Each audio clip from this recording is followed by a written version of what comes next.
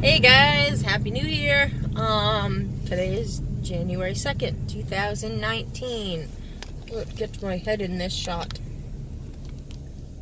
That's better. So, my first day at work for this year. Completed. On my way home, my boyfriend ordered me stuff for Christmas, other than getting my nails, and one of the packages finally arrived at the post office, so that's where I'm going to first to see what I got. Yay! So anyways, so today, trying to hit the new year good, I guess. Today, I had a protein smoothie for breakfast. Not really feeling that strawberry smoothie protein drink, but I drank it. And for lunch, I just had a cup of soup. So I'm kind of hungry right now. I didn't bring a snack or anything. Just a cup, sipping soup, whatever you call it. And it was only like 60 calories. So I've only eaten like 360 calories today. That I don't want to eat under calorie either.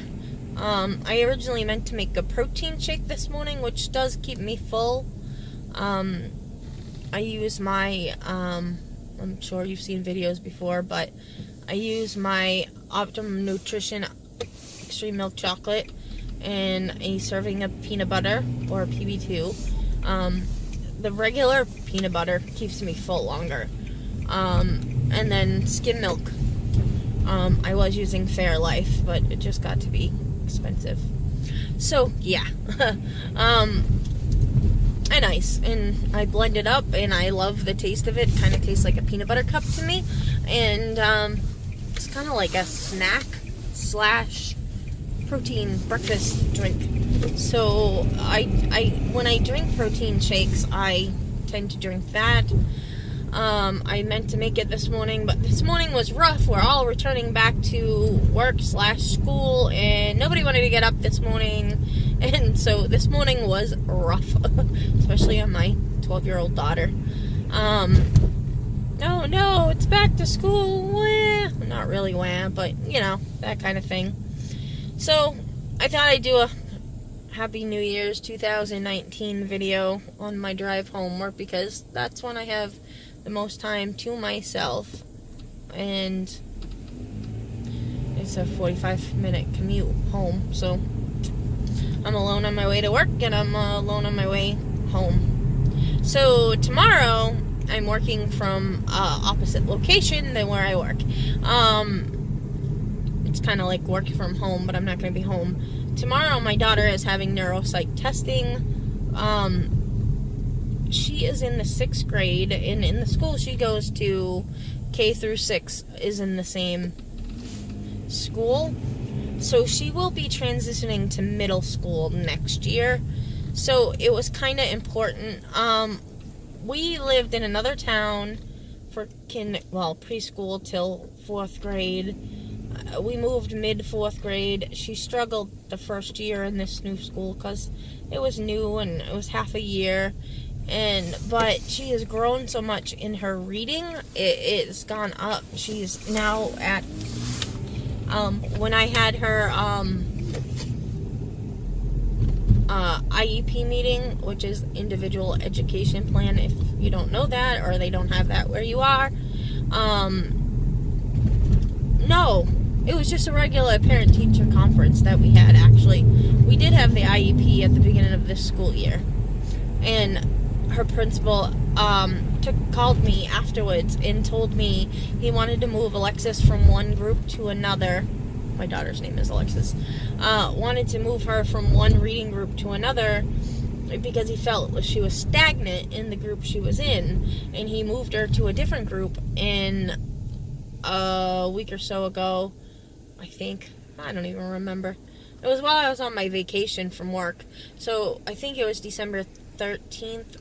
I had a parent-teacher conference, and I didn't just meet with her one regular teacher, like all her teachers came to meet with me, almost like an IEP meeting. And the new teacher out of the new group, the reading group, told me that she is now in beginning of grade level reading.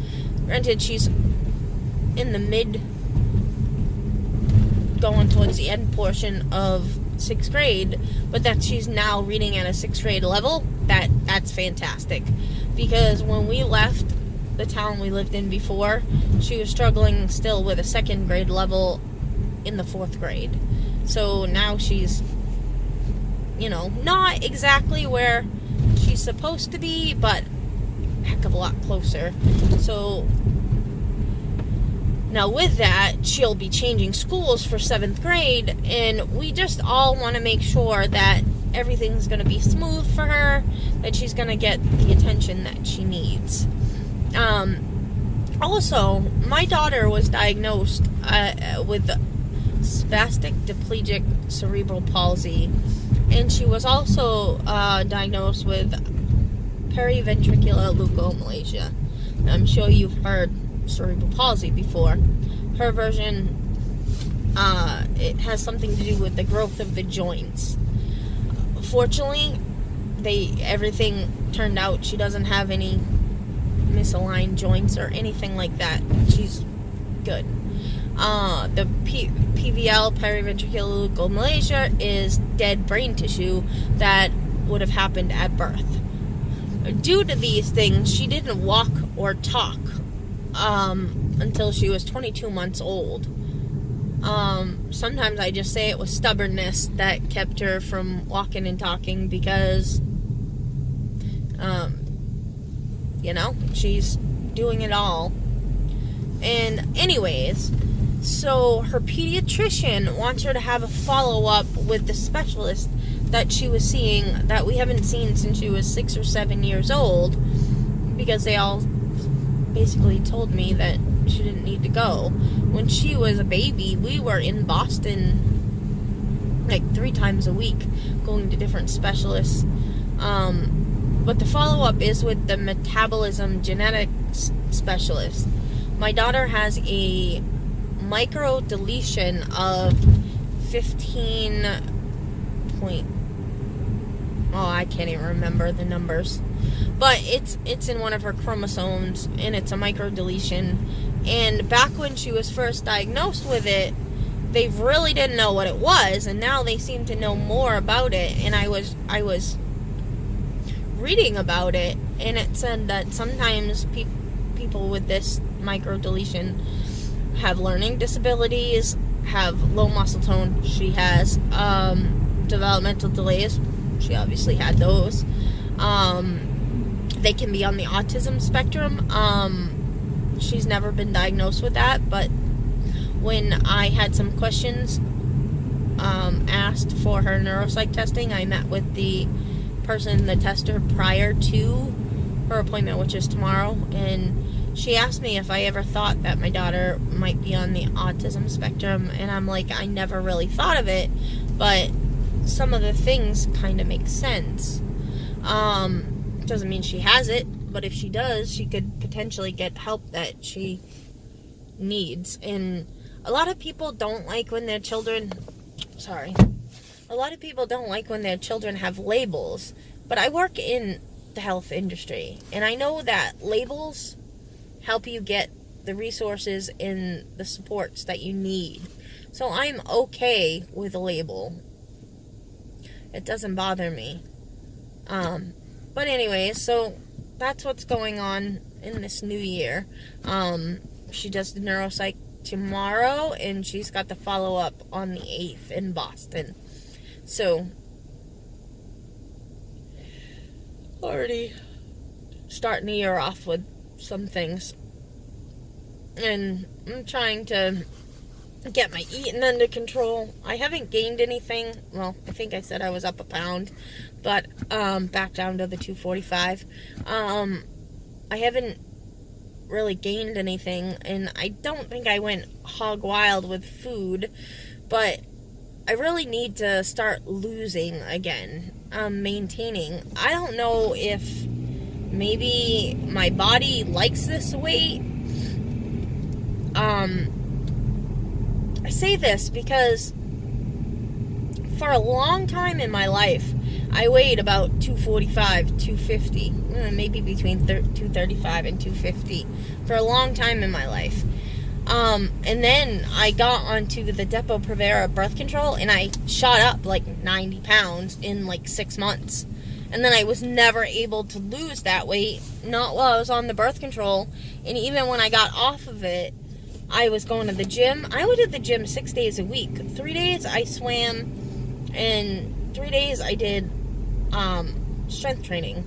And nothing. I think in total I might have lost 20 pounds back then. And then I decided to have the surgery, and I got down to 188 pounds, and I maintained it for a couple of years, and then slowly it's gone up, and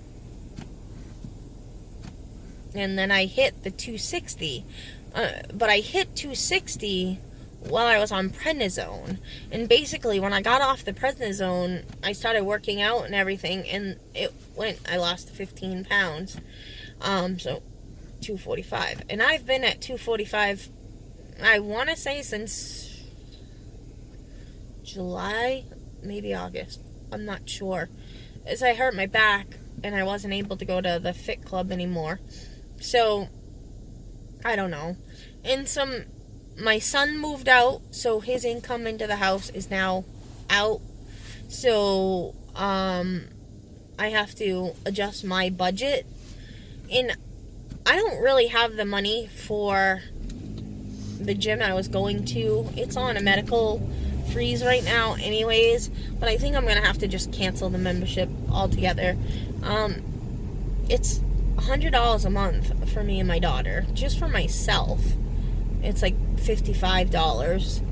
And yeah, they have a pool, but I like it, but I don't have that money. And then I joined the Fit Club, which you had to do it for 3 months. I managed to do it for 2 months when I got injured, or hurt, whatever you want to call it. I didn't actually do anything, I just moved wrong, and then my back was killing. So it's like, I'm not trying to make excuses, but I haven't lost anything since I was put on restrictions for the gym. And I did Walktober, where I walked a lot of miles, and then I did the plank challenge, but I don't know. There's this thing on Amazon. They probably sell it elsewhere. It's like a exercise stability ball, but it has a base, and then it comes with armbands, so you kind of do things that you would do at the gym, but with the bands, the resistance bands, not armbands. And I'm thinking about buying that as like a home gym, and buy some little free weights, little small ones. I don't know.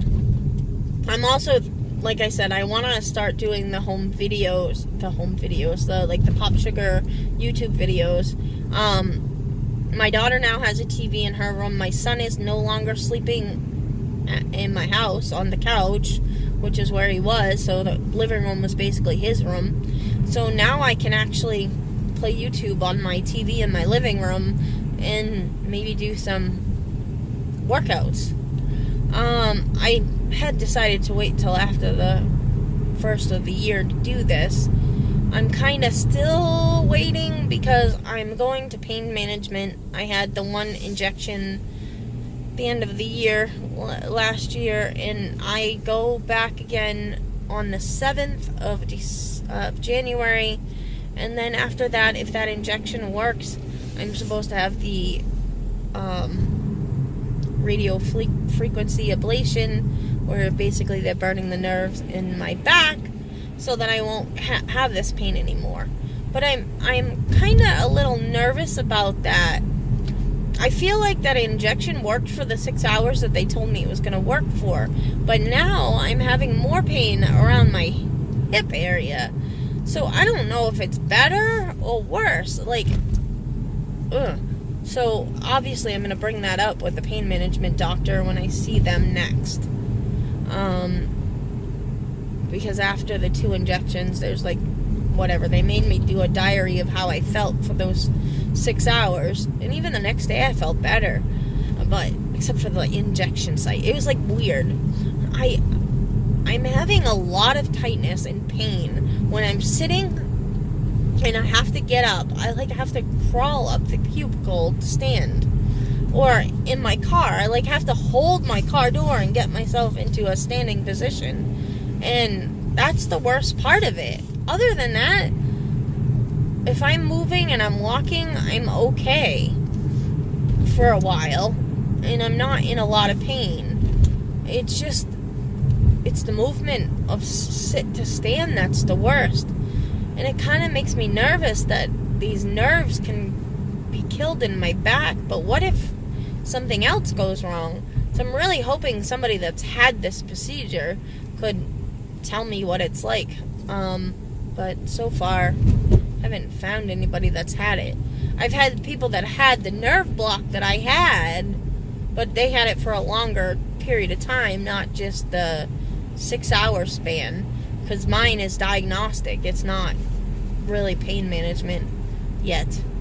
So anyways, my video is getting kind of long. It's 16 minutes now, so I'm going to say goodbye. Again, Happy New Year's. Happy 2019. Hopefully it's a great year for everyone. Bye.